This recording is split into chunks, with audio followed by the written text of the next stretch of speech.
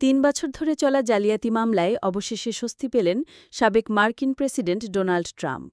New ইয়র্কের appeal আদালত বৃহস্পতিবার তার উপর আরোপিত প্রায় $500 মিলিয়ন জরিমানা বাতিল করেছে। তবে আদালত আগের দেয়া সাজা বহাল রেখেছে। নিউ ইয়র্কের অ্যাটর্নি জেনারেল লেটিশিয়া জেমস জানিয়েছেন, তারা এই রায়ের বিরুদ্ধে উচ্চ আদালতে যাওয়ার পরিকল্পনা করছেন। অপরদিকে ট্রাম্প একে ভুয়া মামলার বিরুদ্ধে বড় বিজয় বলে আখ্যা দিয়েছেন।